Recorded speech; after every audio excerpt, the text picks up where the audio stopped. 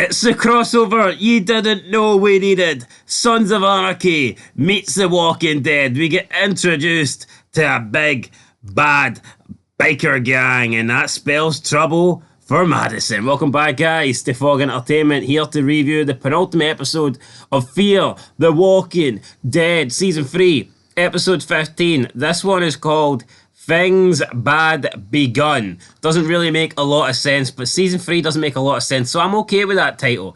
It fits in perfectly with this clusterfuck of a season that we've been given. Now, has it been entertaining? For the most part, yes, but it's still not really great. I still wouldn't say this is perfect television or even good television, but it's interesting television, so that's more than what we got for the majority of Season 2 and Season 1. So, you know what? I'm happy with how things are going. So, everyone's pretty much split up now. Madison, Strand, Walker, they are with Daniel. Nick, Troy, they're on their own. And Alicia has found a new friend, even though she claimed she didn't want any friends.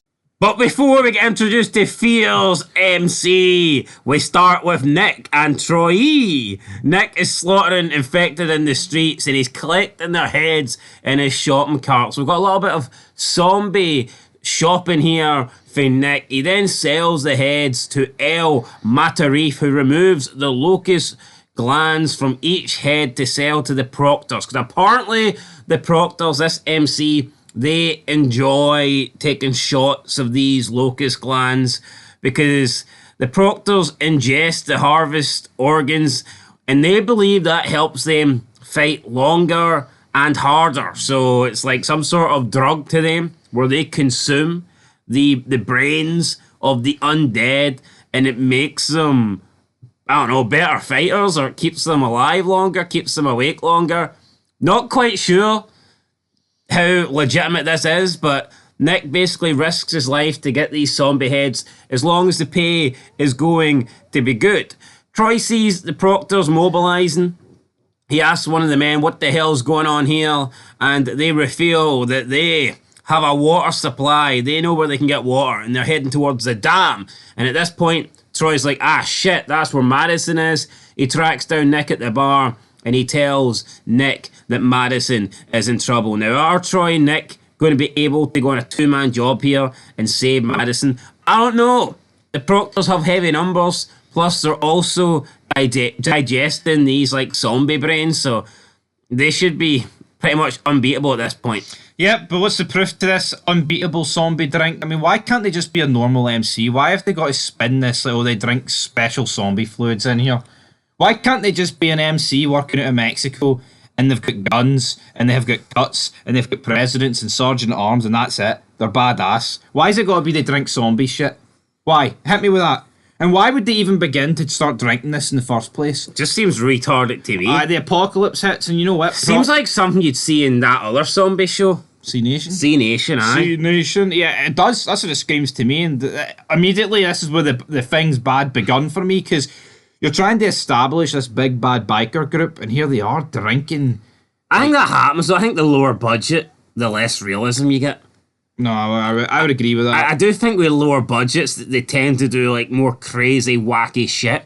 Like, I believe that there's probably more like weird shit in Fear than there is in the original Walking Dead. I don't think you'd see something like this in the original Walking Dead. Yeah, could you imagine the Saviour's introduced and Negan comes out doing shots of this? As we camper fan? I don't get it. Pissing our pants here. Oh yeah. Alicia has decided that she wants to hang around with Diana, even though she wanted to be on her own. And just like Princess Diana, they get into a car crash because a couple of bandits hit them. It wasn't in Paris, it was in Tijuana. Diana also goes around collecting infected body parts to sell, so there's a lot of weird shit going on here with selling zombies. Bandits crash into the car, Diana's leg gets pretty much fucked, but Alicia manages to scare off the bandits with a rifle, and it turns out that Diana's leg is broken. They are surrounded by a shitload of walkers, but Alicia, as we've seen in recent episodes, she's turned into like a walking Terminator, so she takes care of the walkers and she helps get Diana up. Ridiculous. I mean, these four bandits, whatever, just would take on Alicia 4-on-1, because I mean, Diana had a broken leg. And then she just wipes out all the walkers. Well, she had a gun apparently, and they had, what kind of bandits don't have any like firearms? I don't know, but by the time she got to the gun, they could have already have done something. Walker gives Ophelia's rosary to Daniel. They both express a desire to know what happened in the final hours at the ranch because Walker says, I wasn't there. And Daniel's brain, I guess, goes into the overtime. He's thinking, well, he wasn't there. Who was there? Daniel wants to know what happened to Ophelia. Strand and Madison start drinking because, I mean, why not? What else are we going to do here? Strand tells Madison he's never killed a person. Madison says it's just a matter of time until you kill someone. That's exactly it. And you referred to a supermarket earlier with the zombie heads. I think Strand would like Dale for Supermarket Suite, wouldn't he? Probably would. Daniel informs Madison that Nick has arrived at the dam. Nick and Troy relay what they learned at the bazaar to Madison, Strand, Daniel, Lola, and Ephraim.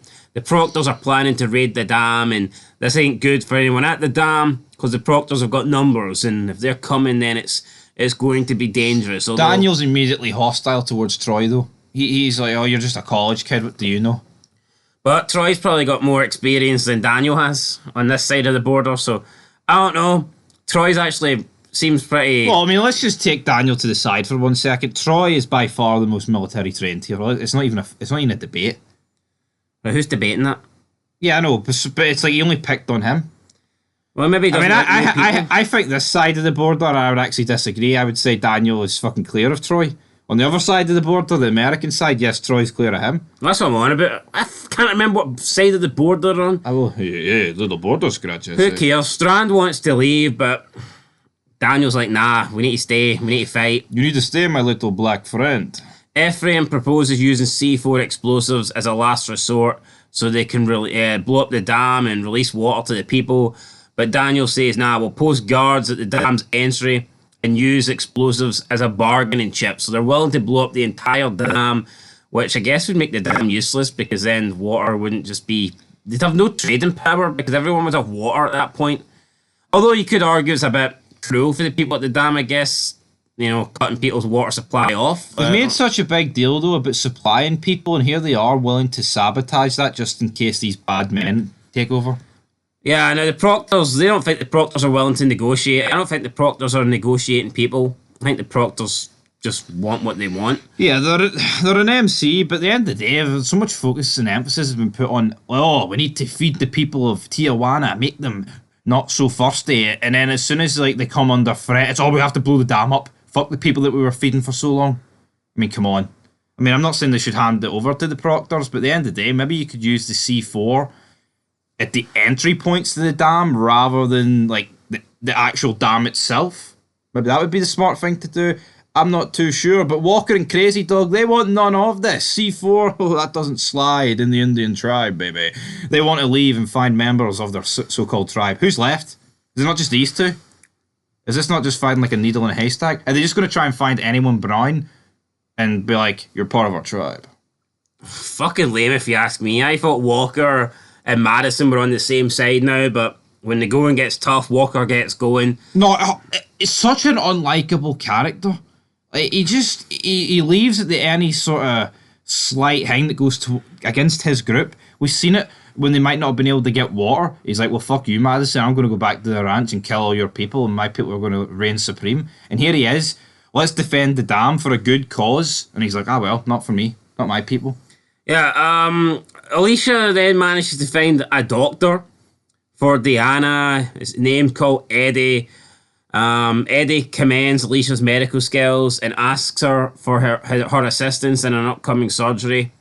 Turns out that surgery is for the president of the Proctors, who is none other than Lincoln Potter. Yeah, Lincoln Potter for Sons of Anarchy. So not only do we have an MC in this episode, we also have an SOA member. And again, an SOA character, sorry. There was no scene here, though, where Alicia finds this doctor. It literally just cut to a scene where her friend was being treated. Yeah, now, when we get introduced to the leader of the Proctors, he's in a wheelchair.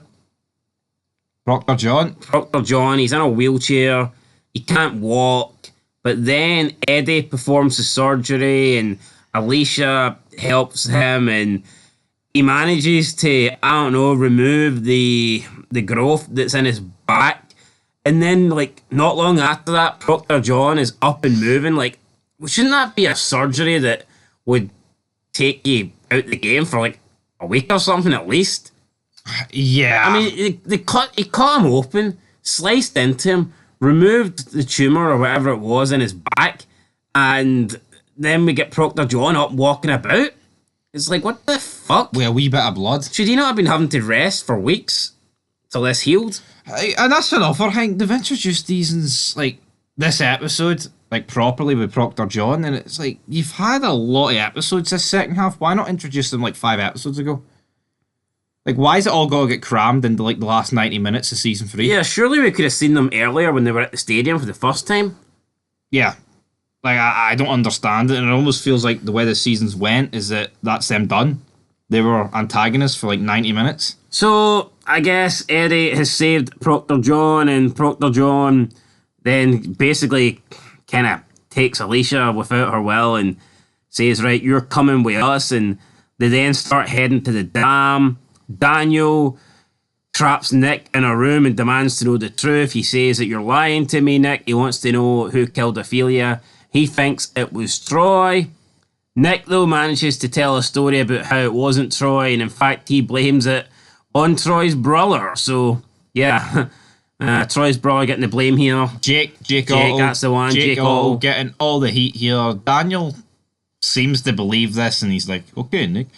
Unlocks the room, lets him go, and just like that, it's all over. Daniel's free to go.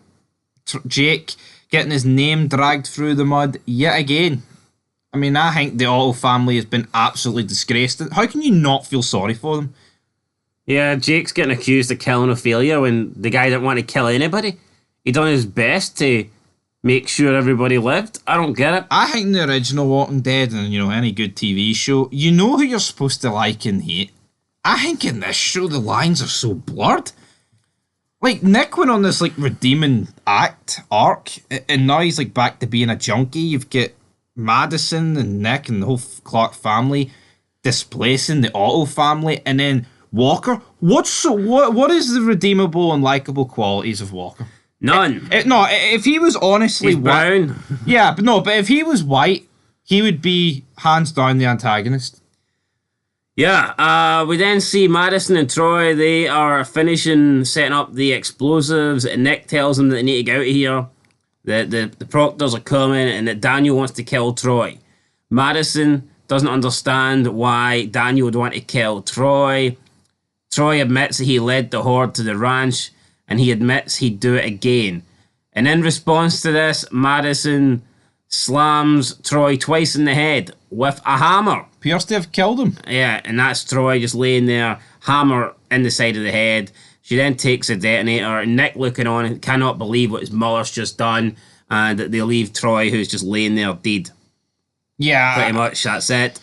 Proctor John's men enter. Daniel and Lola rush to the pump room to determine why the water dam is flowing the wrong way. But Strand holds him at gunpoint, revealing his deal with the Proctors. Daniel lunges at Strand to try and get the gun off him. Strand shoots Daniel, supposedly killing him, but no, Daniel's a tough guy, so he's not dead. Shot. He gets shot in the chin. There's blood just spewing out of his mouth, man. It was bogging. Yeah, the Proctors infiltrate the dam through the unguarded tunnels, but some of Daniel's men ambush the Proctors, but we get gunfire, and Daniel's men are quickly taken out. Ephraim gets killed. Proctor brother then confronts Strand. Strand assures him that both Lola and Daniel are dead. I mean, why? What's that such a big deal if Lola's alive? I'm sure fucking Proctor John, just out of surgery, can take him anyway. Strand then brings Madison and Nick to a remote room and promises that they'll be safe here. He hides them and he says, look, I made a deal. And he tells Nick and Madison to stay in this room and yous will be safe. And now we see the Proctors all over the dam. Looks like they've killed anyone who's offering reassistance. The only two people still alive are Daniel and Lola. But Daniel's been shot, so he's not in good shape. And it looks like the Proctors are going to be the new leaders around here. That's pretty much it. I've major issues with Proctor, right? You know why? Because it seems like their name is the Proctors, and he's called Proctor John. When in it's like Sons is a guy called like Mayans Alvarez or Sam Crow Jax. Like half of these guys are listed as Proctor 19, Proctor 9, Proctor 11. What? No, is that not... Am I just a number to you? No, but Proctor John, I thought that was his actual fucking name. I didn't realise these guys' MC was called the Proctors. I mean, to me, that's embarrassing, man. That is an absolute fucking mess. I mean, that would be like in The Sopranos. Every member of the crew is called like Soprano Silvio, Soprano Chris, Soprano Fito. What? No, I don't know, but I mean, you look outside the Suns and like Mayans, like I feel like any sort of MC that's in another TV show, they get treated incredibly weak and dumb for me. It's almost like the MC culture's just treated as a fucking joke. Yeah. And I'm not a big, massive advocate, for, jumping on Harleys, because I can't ride a bike, but I think it needs to be actually studied. At least Kurt Sutter knew what he was looking at. See this group, right? I get it. They're just getting thrown in there for 2 episodes. But to call the guy the leader, like everyone's referring to him as Proctor John. Proctor John sounds like something... Why not President John? I don't know, Proctor John sounds religious or something. It does. No, I just can't take the guy's name serious, man. Like Father John. Brother John. Did you get a phone call for McGee in Belfast, not with Sam Bell McGee? I don't get it. Like, that was it, guys. I'm getting a 4 out of 10. I'm going to get a 4 out of 10. I mean, look at the amount of Daniel's men. I mean, Daniel gets shot in the chin. Like, do you really care that Daniel gets shot in the chin? No. Not really. But anyway, guys, I'm going to get a 4 out of 10 too. We're building towards that finale. Will the dam go bust? Tune in. Till then, peace.